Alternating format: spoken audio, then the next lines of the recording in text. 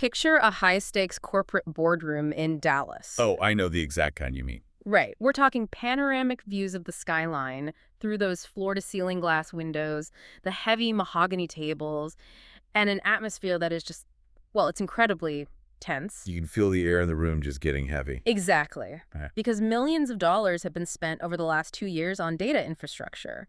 The company has invested in these massive data lakes, highly complex predictive machine learning models, and entirely separate server farms just humming quietly in some off-site facility. Right. The heavy lifting is done. Yeah, and the chief data officer stands up, clears his throat, and puts a meticulously crafted slide up on this massive 8K screen at the front of the room. It's packed with charts, trend lines, scatter plots, the whole 9 yards. Found that. And then within exactly 30 seconds, the CEO's eyes just completely glaze over. Yep. Every time. The chief financial officer subtly pulls out her phone to check emails. And just like that, the presentation has fundamentally failed. It is a painfully common scenario. And honestly, it is incredibly expensive. I mean, it's one of the most silent, devastating drains on modern corporate capital today. Because if you look at the macro trends across the industry, poor data communication, specifically that lack of actionable context when analysts are presenting to leadership, it costs the average organization a staggering $12.9 million annually. Which is just a mind-blowing number. It blew my mind when I read that. Because they aren't losing that money because the data is wrong, the math is totally flawless. Exactly. They are losing it because literally nobody in the room can understand what the math actually means for the business. The translation is just broken. Which is why I'm so glad you're joining us for today's deep dive. Welcome, everyone, to episode 15.2026, Visualizing for the Boardroom. It's the 15th episode of this year's Bits and Bytes in Business series. It's great to be here. This is such a crucial topic. Okay, so let's unpack this.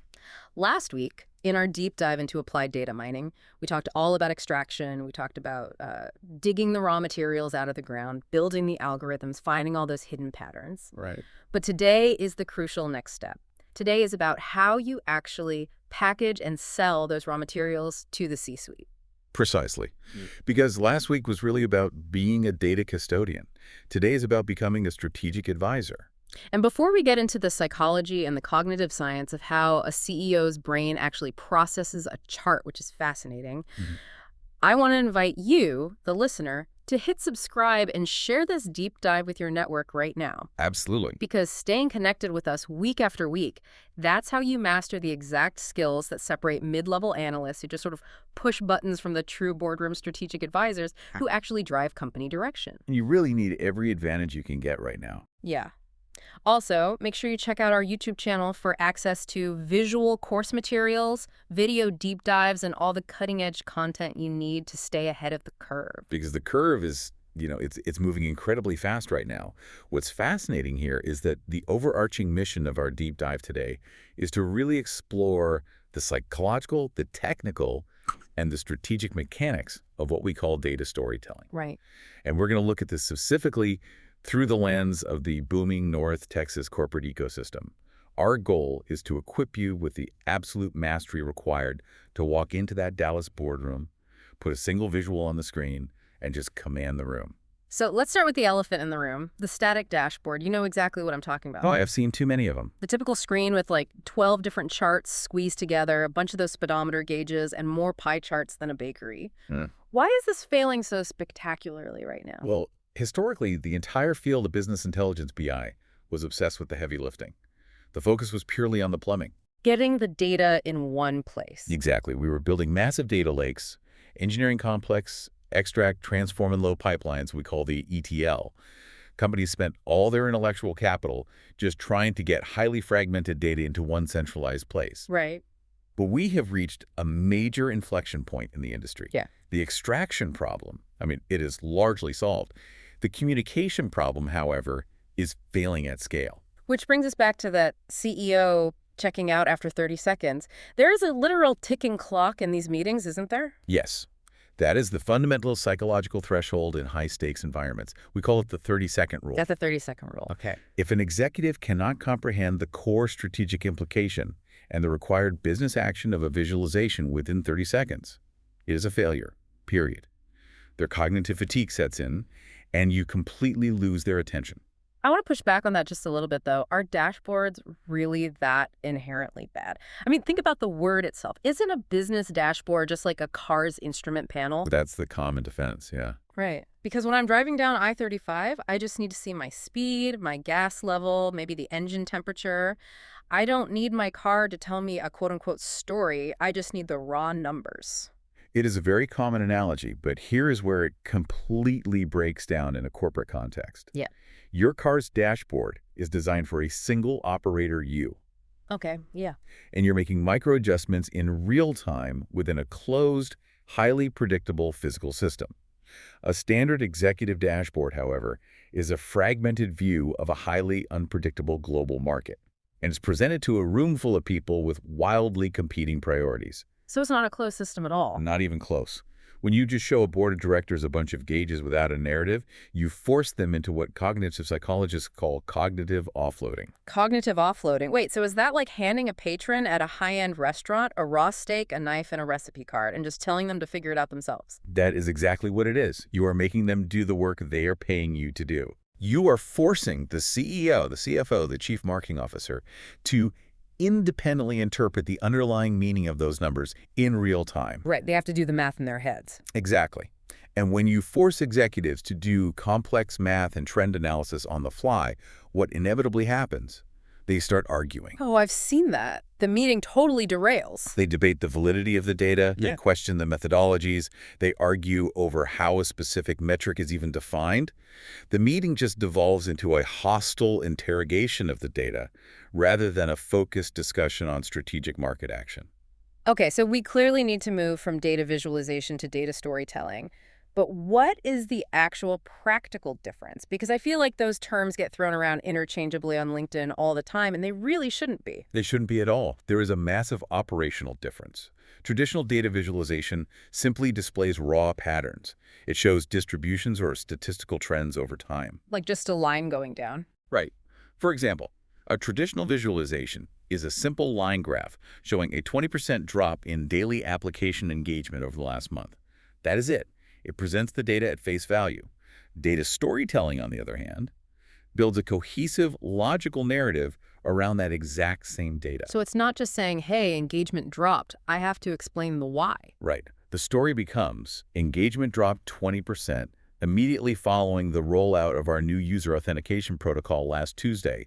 And here's our 3-step recommendation to streamline the login process and recover that specific user base. Okay, so it gives them the action plan built right into the visual. Exactly. Data storytelling explicitly connects the analytical finding to a strategic hypothesis and, crucially, a concrete business action.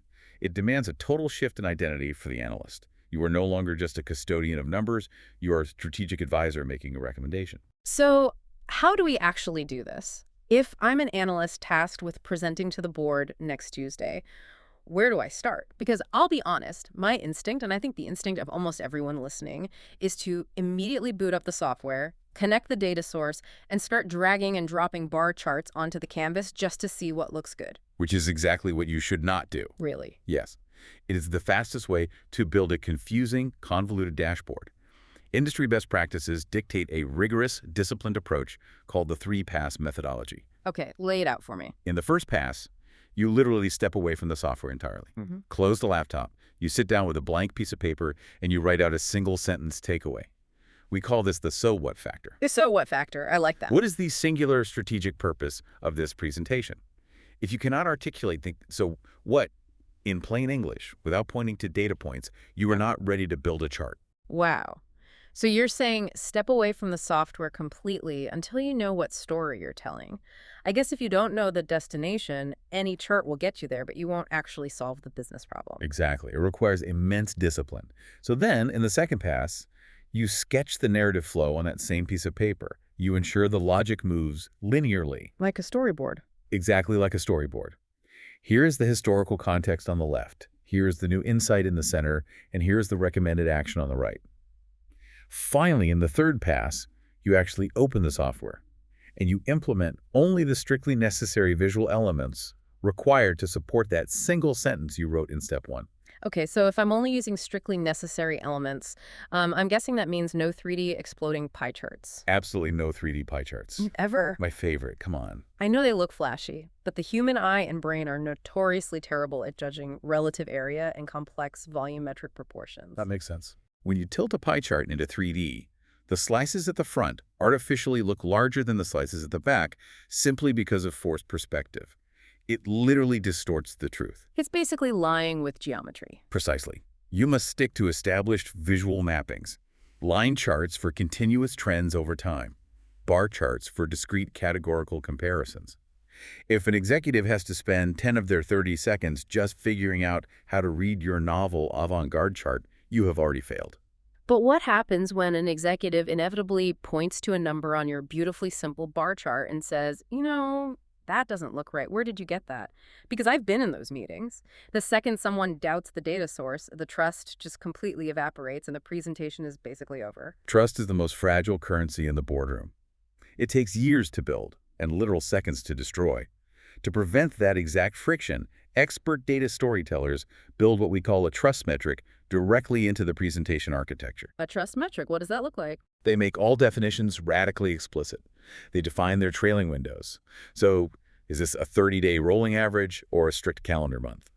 They clearly label estimated values versus locked historicals. So no black boxes. You show your work. Exactly. And a brilliant, highly effective tactic is including a dedicated data health indicator right on the title page or the corner of the dashboard. Oh, that's smart. It explicitly lists the exact timestamp of the last database refresh. It shows a green check mark indicating a successful reconciliation against a trusted master source, like Salesforce or SAP, and it highlights any missing values right up front. That is incredibly smart. You're addressing their anxiety before they even have a chance to voice it. When executives see that the data health has been proactively validated before they even look at a trend line, they bypass their natural skepticism. They can then focus their cognitive energy entirely on the business decision, rather than auditing the analyst. Here's where it gets really interesting, though, because it's not just about the data being technically right. It's about how the human brain physically processes what it's seeing on that 8K screen.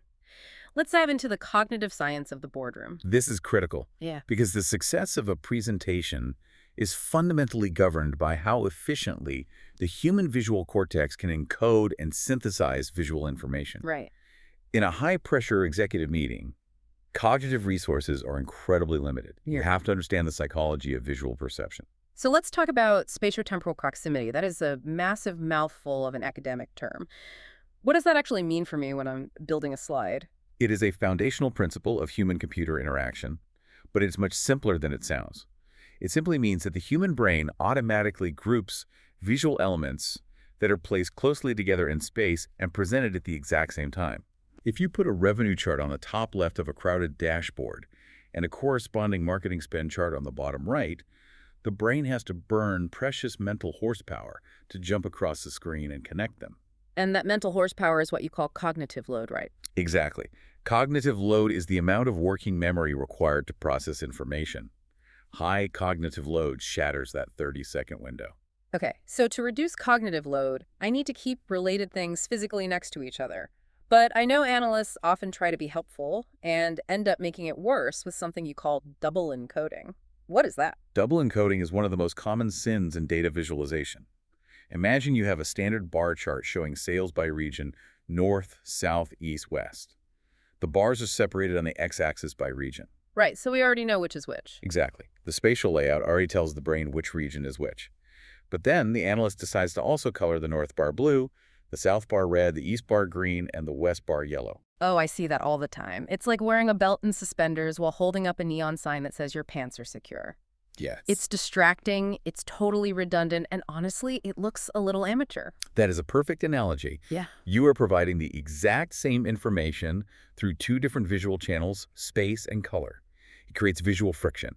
The executive's eyes now have to dart back and forth between the chart and a color legend to verify information they already intuitively understood just from the x-axis. So if I'm not supposed to make every bar a different color, how do I draw attention to the most important part of the data? Like, how do I make them look where I want them to look? Experts use a sophisticated technique called remapping for focus. Remapping for focus. Yes.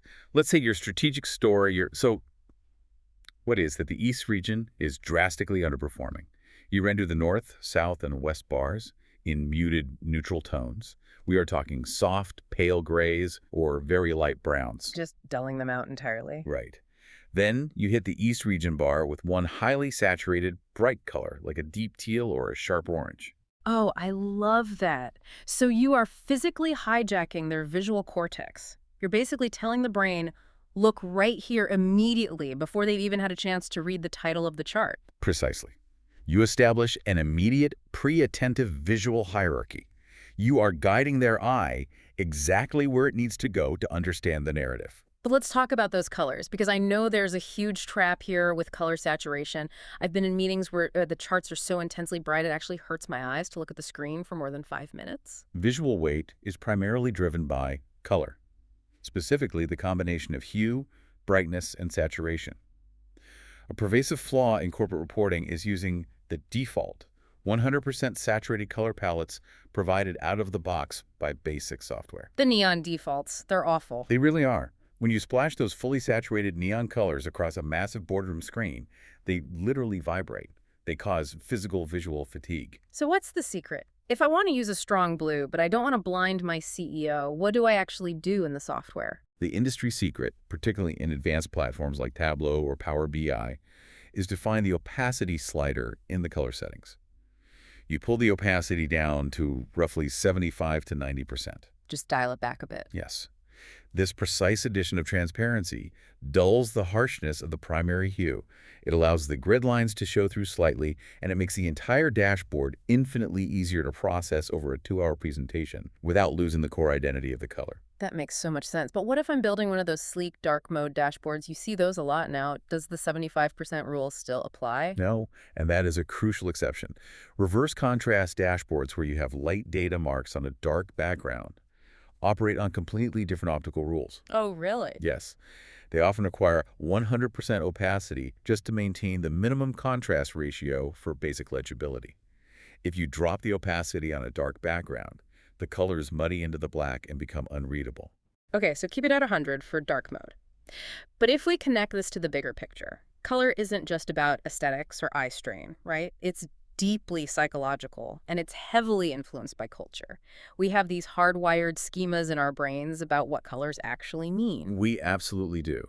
Human beings do not view charts as blank slates. We bring a lifetime of psychological conditioning to every visual we see. Give me an example in finance. In Western corporate finance, the schema is deeply entrenched. Green equals good, growth, safety, positive variance. Red equals danger, deficit, failure, negative variance. And what about blue? You see a lot of blue in corporate decks. Blue, interestingly, is the most universally used base color in corporate America because psychological research shows it evokes feelings of deep-seated trust, calm, and stability. But wait, what if my company's logo is red? Like, what if I work for Target or Coca-Cola or Wendy's, and the marketing department insists that I use the brand colors to highlight a totally neutral data point? It is a massive strategic risk. Evolutionary biology dictates that red is the absolute first color the human visual system processes. Because of, like, survival instincts. Exactly. Thousands of years ago, seeing red meant fire or blood or a poisonous berry. It triggers an immediate hardwired alert response in the amygdala. Wow. If you use red just because it is your brand color to highlight something neutral like next quarter's projected headcount, the executive audience will subconsciously assume the metric represents a critical failure. They will feel a sense of alarm before they even consciously read the access labels. They'll literally be stressed out and not know why. So what do you do instead if you want to highlight something neutrally? You employ strictly neutral highlighting colors that do not have strong inherent biases.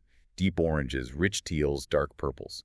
This allows the data to speak for itself without the analyst accidentally imposing a negative value judgment through their color choice alone. And this gets even more complex when we step outside of Dallas and talk about global business, because not everyone shares that Western red equals bad schema. Absolutely. Global cultural calibration is a vital skill for the modern strategic advisor. If you take a highly polished, Western-style presentation, lots of navy blues, stark grays, very analytical, very authoritative, and you present that exact same dashboard to an executive board in Shanghai or Tokyo, it will likely fail to generate the momentum you want. Because they read those colors fundamentally differently. Yes. In many Eastern markets, the absence of warm colors is viewed not as authoritative, but as a lack of vitality or momentum. Furthermore, in Chinese financial markets, red indicates a stock is going up, and green indicates it is going down, the exact opposite of Wall Street. That is wild. I can imagine an American analyst walking in there and totally panicking the board by using green for profits. It happens. To win consensus in that Eastern boardroom, deploying a highly specific prosperity red accent is often a strategic necessity. It aligns with local psychological expectations of growth and good fortune. Color is not an aesthetic choice. It is a highly calibrated strategic communication tool. Okay, so we know the psychology, we understand cognitive load, and we know the design principles. Let's talk about the actual mechanics, the tooling. Software. Exactly. We're looking at the North Texas corporate ecosystem, the Dallas-Fort Worth Metroplex. We've got massive telecom giants, aviation headquarters, healthcare systems, retail empires. The global BI market is projected to hit $116.25 billion by 2033. It is an absolute gold rush. It really is. But when you walk into these specific DFW boardrooms, what software is actually running the show? Well, while there are certainly niche tools out there, for instance, Looker, which is powerful, but requires deep engineering skills with a proprietary language called LookML. I've heard LookML is tough. It is. Or ThoughtSpot, Yeah. which is doing some incredible things with search-driven natural language AI. But the reality on the ground is that the DFW boardroom is largely ruled by the big three: And those are. Microsoft Power BI, Salesforce's Tableau, and Qlik Sense. Let's start with the absolute juggernaut, Microsoft Power BI. It holds over 30% of the market share. Why is it everywhere? Is it just because it's cheap? Cost is a huge factor, but it is fundamentally the ultimate strategic volume play. In DFW, you have massive Fortune 500 headquarters operating incredibly complex, deeply integrated enterprise architectures. Right. Power BI dominates because of its frictionless integration with the broader Microsoft ecosystem. If a company is already running their servers on Microsoft Azure, managing their data in Microsoft Fabric, and doing their daily work in Office 365, turning on Power BI is essentially a single click. And the pricing model is incredibly aggressive, right? It's like $10 a user. Extremely affordable. Roughly $10 to $20 per user per month. If you are a massive manufacturing enterprise trying to migrate, say, 5,000 middle management employees off of manual, error-prone Excel spreadsheets and into automated reporting, Power BI is the absolute path of least resistance. It democratizes the data at scale. But there's always a catch. If it's so cheap and it integrates perfectly, why isn't it the only tool? What is Power BI actually bad at? There are two main hurdles. First, the underlying formula language used to create custom calculations in Power BI is called DAX, data analysis expressions. Oh, man. I've heard analysts complain about DAX. They say it's like trying to learn Latin just to order a cup of coffee. That is a very accurate description. Simple sums and averages are easy, but when you move beyond standard reporting and try to build advanced, non-standard statistical scenarios like complex moving averages across irregular time periods, the learning curve for DAX is notoriously brutal. And the second hurdle. Second, while Power BI is incredibly rapid to deploy, it offers significantly less raw, pixel-level aesthetic control than its competitors. It operates heavily on a grid system. It can be much harder to build a truly bespoke, breathtaking visual narrative if you want to break outside of Microsoft's predefined boxes. Which brings us to the second of the big three, Tableau. You called this one the artist's choice. Exactly. Tableau, which was acquired by Salesforce, holds about 15% of the market. It is heavily favored by specialized data science teams, UX researchers, and product development groups who require deep, unconstrained exploratory workflows. So no rigid grid. Right. It doesn't lock you in. You can build almost any visual you can imagine. But the downside is the cost. The source material notes it's around $70 a user per month for a full creator license. That's 7 times the cost of Power BI. How do companies in North Texas justify that massive premium? They justify it through speed and raw computational power, specifically something called the hyperengine. Okay, unpack the hyperengine for me. How does it work? Most traditional BI tools work by sending a query back to the main database, a SQL query waiting for the database to process it, and then returning the answer to the dashboard. If the database is slow, the dashboard is slow. Which is frustrating in a live meeting. Exactly. Tableau's proprietary hyperengine is an in-memory data technology.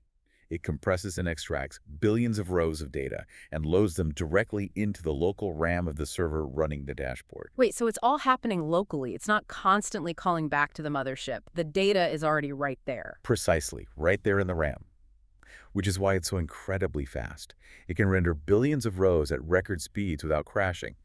Imagine you are presenting to a board and the CEO asks a completely unprecedented, complex, new question that wasn't on the agenda. The nightmare scenario. Tableau allows you to filter and explore that massive data set in real time, interactively, without a 10-second loading icon spinning on the screen.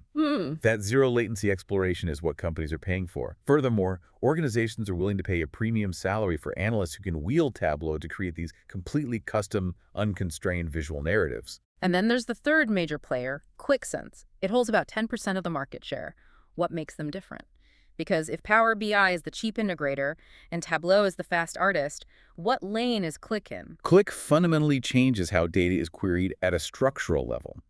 Both Power BI and Tableau generally rely on linear relational queries.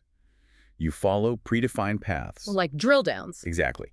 You filter for year, then you filter for region, then you filter for product. It is like opening a filing cabinet, finding the right drawer, and pulling out a specific folder. Very structured, very linear. Right. But Qlik uses a proprietary associative analytics engine. Instead of a filing cabinet, think of it as a massive, multidimensional spider web. It maps the relationships between every single data point simultaneously in memory. Okay, so what does that actually mean for the user clicking around the dashboard? It means you can explore non-linearly.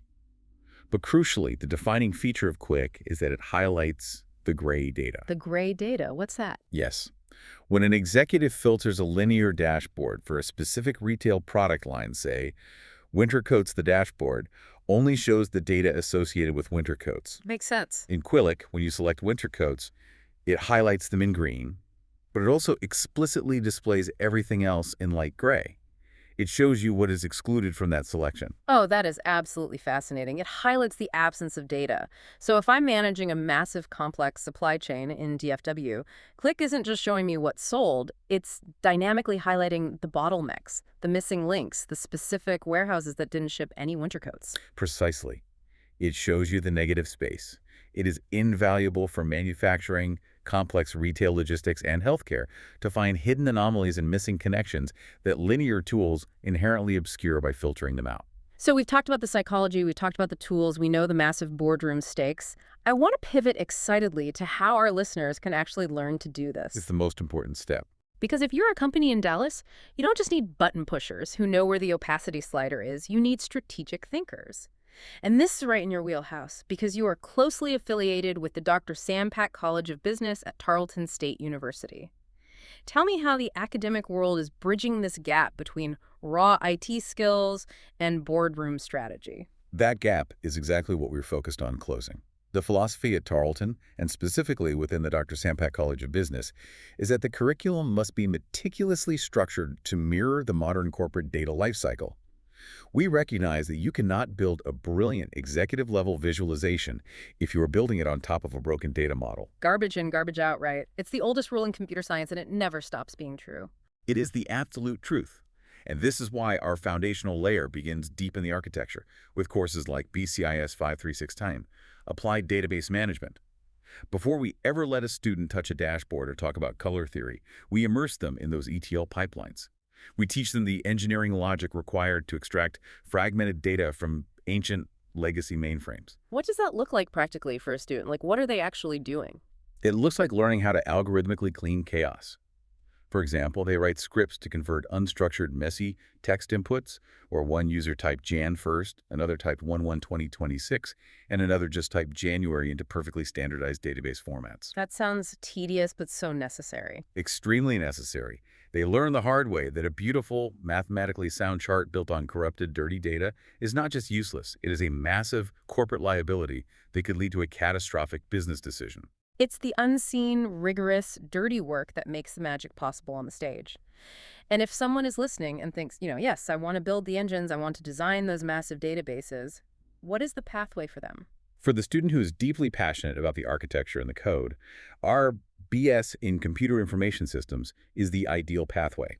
It is designed as a more technical program with a very clear, deep focus on systems analysis, database design, and software engineering. It builds the engineers who build the foundation. Okay, so the database is built, the data is pristine. What's the next step in the pipeline? Once that architectural foundation is completely secure, The curriculum transitions into the translation layer. Hmm. This is embodied in courses like BCIS 5392, Business Intelligence Systems. This is where we pull the students out of the server room and place them directly into the boardroom. This is where they learn to become the storyteller. Yes. Here, the pedagogical focus shifts dramatically. We teach the specific cognitive load theories we discussed today. We teach visual hierarchy, spatiotemporal proximity, and color psychology. And we train them deeply on enterprise platforms like Power BI, Tableau, and Qlik so they can take that pristine data and generate actionable intelligence. And if a listener wants to master that translation layer, they want to speak the language of the database, but also the language of the CEO, what's the program for them? That perfectly describes the BBA in Management Information Systems. This is our traditional program that perfectly balances those deep technical skills with core business acumen. It is for the student who wants to stand between the IT department and the executive suite and speak both languages fluently. But they don't just learn IT in a vacuum, right? You can't Right. just know how to make a chart. You have to know what the chart means for a marketing campaign or a supply chain. Exactly. And that is vital to the Dr. Sam Pack College of Business approach. These technical courses are highly integrated into broader programs alongside IT project management and strategic information systems. Students must deeply understand the business of the organization. They have to know how a supply chain physically moves or how a marketing funnel converts. But what about the listener who is already out there, the person who has been working in IT support, or they have a bunch of Microsoft certifications, maybe they have military training in logistics, but they keep hitting a glass ceiling because they don't have that formalized degree? Do they have to start over? Absolutely not. And that is why we offer the BAAS in Information Technology. It is a brilliant degree completion program specifically designed for those exact professionals. If you already have experience, training, and certifications out in the field, this program allows you to leverage that real-world knowledge to efficiently complete your degree and break through that mid-career ceiling. I love that. It honors the work they've already done. And finally, for the listener who is already a senior analyst who understands the data and wants to be the person running the entire IT division, the chief information officer, the chief data officer. For those driven to command the boardroom at the highest levels, we have the Master of Science in Information Systems. This is our premier graduate program explicitly designed to catapult students into high-level IT leadership positions within their organizations. It focuses on enterprise architecture, IT governance, and strategic alignment. It sounds like a truly comprehensive ecosystem designed to produce the exact type of strategic advisors that North Texas enterprises are desperately trying to hire right now. That is the goal.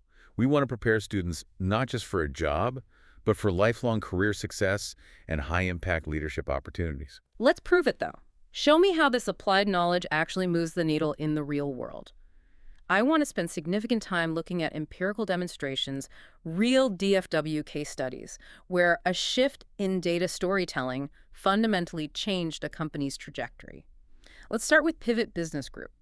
Pivot Business Group is a perfect textbook example of the failure of traditional reporting that we talked about earlier. Yeah. They are a financial services firm, and they were incredibly diligent. Yeah. Every single month, their analysts were generating highly accurate, incredibly dense profit and loss spreadsheets, exporting them to Excel, and emailing them to their clients. And let me guess, the clients were completely ignoring them. Completely. The open rates were abysmal, and when clients did open them, they never asked questions. Why?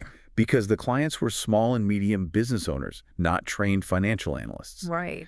When you hand a bakery owner or a plumbing contractor a massive wall of 500 rows of financial data, their eyes glaze over. They could not decipher the raw numbers to understand if they were actually making a profit. They were experiencing massive cognitive overload. So Pivot CEO realized they had a translation problem, not a math problem. What did they do? They initiated a complete strategic shift in how they communicated. They integrated a visualization tool called Reach Reporting directly with their live QuickBooks Online data. They stopped sending spreadsheets entirely. Instead, they transformed those dense walls of numbers into simple, highly visual financial narratives. They used clean bar charts to show revenue versus expenses and clear trend lines for cash flow projections. And what happened to the boardroom dynamic with these clients? The shift was instantaneous. Client engagement skyrocketed. Clients stopped ignoring their emails and started actively calling Pivot to ask strategic questions because for the first time, they could actually see their financial health. It wasn't just numbers anymore. Right. They could see a giant red bar showing their payroll costs spiking, and they knew immediately what to ask. And as an incredible byproduct, Pivot Business Group actually increased their own sales and client retention because prospective clients instantly recognized the massive value of visual financial intelligence over raw spreadsheets. That is the power of the translation layer. But let's look at a scenario where the data wasn't ready to be translated. Tell me about Proven Process Group and their massive Industry 4.0 automation project. This is a critical lesson in why the database foundations taught in programs like the BS and Computer Information Systems are so vital. A major DFW organization hired Proven Process Group, a top-tier consultancy, to build a suite of Tableau dashboards to monitor a brand-new, highly automated, state-of-the-art distribution center. The ultimate dashboard project. Show me the robots moving the boxes. Exactly. But when the senior consultant arrived and looked under the hood, they realized the underlying SKU data, the product codes, spread across 3 different disparate legacy systems, was entirely chaotic. A widget was labeled W1 in inventory, Widget 1 in sales, and Widget 1 in shipping. So if they just plugged Tableau into that mess and built the dashboard, it would be lying to the executives. It would double count inventory. It would have been a complete disaster. So the consultant made a brilliant, very difficult strategic pause. They went to the executives and stopped all visualization work. They said, "We cannot build this yet." They pivoted their entire team to building a pristine, unified data lakehouse using a platform called Snowflake. Wow, they just hit the brakes. They did. They spent months standardizing the product information, writing scripts to clean the text, and aligning the architecture. They did the invisible plumbing. They proved that elite data storytelling requires rigorous, unseen database management. Only when that Snowflake foundation was flawless did they return to Tableau to deliver the strategic dashboards. And because the data was clean, the dashboards operated with zero latency and absolute accuracy. Speaking of chaotic, fragmented data, let's talk about the retail sector. Maricaco, a Dallas-based software consultancy, had a client trapped in what they literally called spreadsheet hell. Spreadsheet hell is a very common, very painful affliction in the retail industry. This Dallas retail chain was growing fast, but the reporting was entirely manual. They had highly paid executives spending 3 full days every month manually downloading CSV files from their physical point-of-sale registers, exporting data from their Shopify e-commerce store, and pulling web traffic from Google Analytics. They would dump it all into a monstrous, crashing Excel file. Which means by the time they finished building the report, the data was already a month old, which in modern retail, where trends change weekly, is basically ancient history. Exactly. They were making critical inventory purchasing decisions based on ghosts. Morocco stepped in and completely rebuilt the entire ETL pipeline. They used Amazon Web Services, specifically a tool called AWS Glue, to automatically extract and clean the data from all 3 sources every single night while the executives slept. They loaded that clean data into an Amazon Redshift data warehouse to create a single, undeniable source of truth. So the plumbing is fixed. What did the translation layer look like? They didn't even use Power BI or Tableau. They built a completely custom, lightning-fast web dashboard using modern development frameworks like Next.js and Chart.js. When executives logged in on Monday morning, they saw a clean, beautiful interface showing real-time, omni-channel performance. And the ROI on this was absolutely incredible. I was looking at the numbers from the case study. A 95% reduction in manual reporting time. They freed up their executives to actually do their jobs. Right. They cut their inventory carrying costs by 15% because they could finally predict exactly what they needed to buy. And they boosted their marketing ROI by 25% because they could physically visualize which ad channels were actually driving in-store profit. It fundamentally altered their profit margins. Yeah. It turned data from a chore into a weapon. And sometimes visualization isn't just about making more money, it's about preventing a catastrophic company-ending mistake. Let's look at Worldwide Technology, or WWT. This is perhaps the most vital case study in understanding boardroom psychology. WWT was engaged by a massive B2B enterprise. The executive board had looked at a standard, linear spreadsheet of their customer base. They noticed one specific customer segment was incredibly expensive to maintain. They made a logical assumption. If we cut this specific customer segment, we will save $20 million in cost of goods sold. On paper, in a static spreadsheet, that sounds perfectly logical. Cut the expensive low-margin segment, save the COGS, boost the overall profit. In an isolated column, yes, the math worked. But WWT analysts understood that enterprise revenue is an ecosystem, not a list. They took 25 complex Excel workbooks and dumped them into a visual analytics platform. But they didn't build bar charts. They built a holistic visual map, a complex network graph, like a massive spiderweb of financial relationships. They showed the interconnected revenue dependencies. So what happened when they presented this in the boardroom? What did it look like? They put the interactive dashboard up on the screen. On the left side, you had this expensive customer segment represented by a thick node. And when the analyst clicked that node to simulate filtering it out, cutting the segment, the screen didn't just delete it, it simulated the ripple effect. Whole branches of the network tree instantly turned a harsh warning red. It visually demonstrated that cutting that segment would sever critical relationships that drove massive sales in other highly profitable segments. Oh, wow. They could physically see the $20 million loss cascading across the screen. Exactly. It triggered an immediate audible aha moment in the boardroom. The visualization proved unequivocally that cutting that segment would cause catastrophic ripple effects across their broader revenue. The visual map literally saved the company from a disastrous multi-million-dollar mistake. It's like seeing the hidden load-bearing wall on a blueprint right before you take a sledgehammer to it. You don't know what's holding up the roof until you see it mapped out. Let's shift gears from retail and B2B to aviation. Southwest Airlines, headquartered right here in Dallas, they use Tableau to analyze 25 years of historical route data, 117,037 routes to be exact. What were they looking for with that much data? They were visually testing their core strategic positioning. They wanted to benchmark themselves against premium legacy carriers like Delta or United and ultra-low-cost carriers, the ULCCs like Spirit or Frontier. The prevailing simplistic assumption in the aviation industry is that market dominance requires offering the absolute lowest fare possible, a race to the bottom. Right, who can sell the cheapest seat? But the Tableau visualizations proved otherwise. Southwest analysts built layered, multi-dimensional charts. They mapped flight frequency, on-time reliability, and network reach on the y-axis, and layered that over pricing models on the x-axis. The visual clustering proved that Southwest's dominance does not rely on being the cheapest. Then what does it rely on? It relies on fiercely occupying the middle ground. The charts clearly showed a massive, highly profitable cluster of travelers who refuse to pay premium legacy prices, but who also vehemently reject the hidden fees and operational unreliability of the budget airlines. The visualization gave them the confidence to hold their pricing, but the data proved something else during the early days of COVID-19, didn't it? About their network architecture. Yes, and this is where geographic spatial storytelling truly shines. Legacy carriers use a hub-and-spoke model. Everyone flies into Atlanta or Chicago and then flies out. When business travel collapsed overnight during the pandemic, Southwest's data team built geographic visualizations mapping the exposure. The maps visually demonstrated how Delta and United's massive centralized hubs became dangerously exposed choke points, forcing them into massive capacity cuts. Because if the hub goes down, the spokes die. But Southwest uses a point-to-point network. Exactly. The visual data illuminated their structural superiority during a crisis.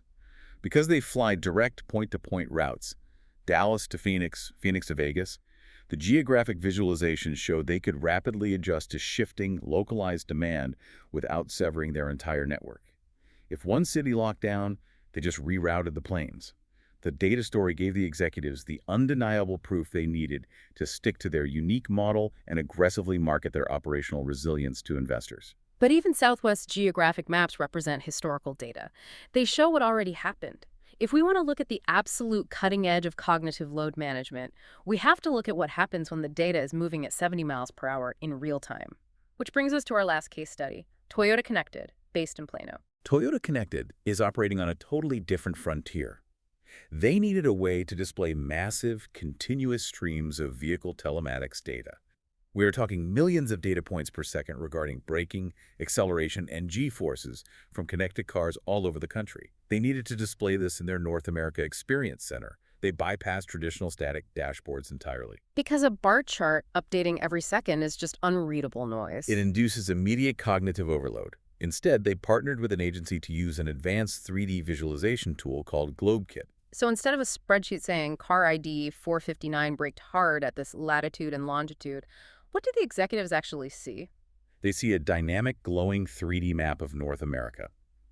A smoothly driving vehicle is represented by a calm, cool blue node moving across the map. But the exact millisecond a sensor in a car detects a harsh braking event or an extreme G-force, that specific node instantly flashes a bright, highly saturated warning color on the map. That is incredible. So, an executive observer can stand in the experience center and instantly spot localized traffic congestion, weather anomalies, or accident zones simply by watching a cluster of nodes turn red on a highway in Seattle without reading a single word or number. Exactly. It bypasses the analytical brain and speaks directly to the visual cortex. And it is only computationally possible because of their smart data architecture underneath. They don't dump all those millions of data points into a sluggish centralized data swamp. They use a microservices approach to ingest and process only the specific anomaly data that is necessary for the visualization, ensuring the 3D map operates with zero latency. It is the absolute pinnacle of real-time data storytelling. So, what does this all mean for the future? We're heading deeper into 2026. Artificial intelligence is moving from a buzzword in a press release to a daily operational reality. Let's look at the Texas healthcare supply chain as our final frontier for this deep dive, because the stakes here are literal life and death, and the financial pressures are immense. The Texas healthcare market in 2026 is facing a perfect storm of pressures. We have surging population growth stretching resources, desperate rural access needs, and severe financial strain. Due to the expiration of federal tax subsidies, the state is facing massive average health insurance premium hikes of 24% for 2026 plans. 24%, that is a massive shock to the system. That means more uninsured patients walking into the ER, tighter operating margins for the clinics, and hospitals struggling just to keep the lights on and pay their nursing staff. Exactly. Hospitals are facing unprecedented existential margin pressures. To survive, they are completely overhauling how they operate, starting with their supply chains. The traditional static dashboard, which, as we discussed, is fundamentally reactive, telling you what happened yesterday is simply too slow for a hospital trying to manage inventory by the minute. The research notes that by 2025, 40% of BI tools purchased were specifically for AI-powered analytics. So we are officially moving from descriptive dashboards that describe the past to what is called agentic AI. I want to unpack that. What exactly is an agentic AI doing in a hospital supply chain? An agentic AI is an artificial intelligence that has agency. It takes action. In a hospital setting, it is not just putting a red dot on a dashboard to flag a low inventory warning for surgical gloves and waiting for a human to order them. So what does it do? An agentic AI system continuously monitors real-time hospital utilization. It uses complex machine learning to forecast impending supply drops based on patient intake data. And then, firstly, it autonomously triggers the replenishment orders with the vendors without any human intervention. It's ordering the supplies itself, and it's smart about it. I read that these AI stewardship tools are dynamically finding cost-efficient alternatives in real time, saving roughly $100 per inpatient admission. When you scale that across a massive DFW hospital system, that is tens of millions of dollars saved. Yes, it changes the financial math entirely. But this raises a really profound question. If the AI is doing all the complex data analysis, and the AI is doing the forecasting, and the AI is literally executing the ordering, what is the human doing? And what is the visualization dashboard even for? That is the final, ultimate evolution of data storytelling. In an ecosystem governed by agentic AI, the dashboard is no longer used by human analysts to find problems or discover insights.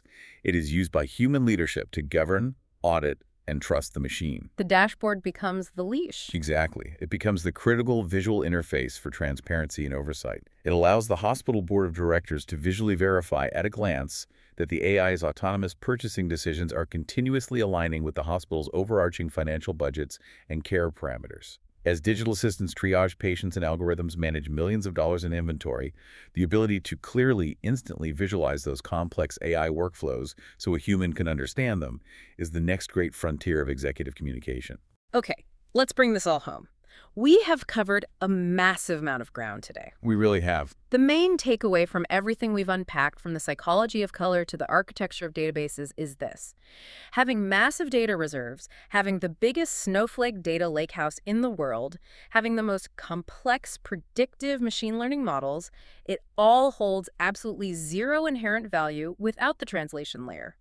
Synthesizing the rigorous data engineering of the ETL pipeline, understanding the behavioral psychology of cognitive load, and mastering the executive strategy of the but.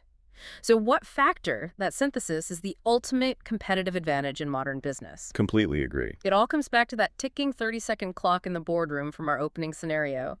You either use visualization to make the correct business decision absolute and inevitable, or you cause cognitive friction and you lose the room. It demands a choice in how you view your career. You are either going to be a passive custodian of numbers or you're going to be an active architect of strategy. I want to sincerely thank you, the listener, for diving deep with us today. Again, if you found this valuable, please subscribe and share this deep dive with your colleagues. Check out our YouTube channel for all the visual course materials and past content. It really helps us continue to bring you these critical insights week after week. And we hope you join us next week for our next deep dive. Big data, big responsibility. I'm going to leave you with one final provocative thought. Tomorrow morning, I want you to look at the very last chart or spreadsheet or report that you emailed to your boss. Really look at it. Be honest with yourself. Did you just hand them a raw steak and force them to do the cognitive heavy lifting? Or did you design a narrative so clear, so psychologically calibrated, and so focused on the business outcome that you made the right strategic decision inevitable? If you look at that chart and realize it might be the former, and you are genuinely motivated to take ownership of your career and learn these skills, I highly encourage you to explore the degree programs at the Dr. Sampak College of Business at Tarleton State University.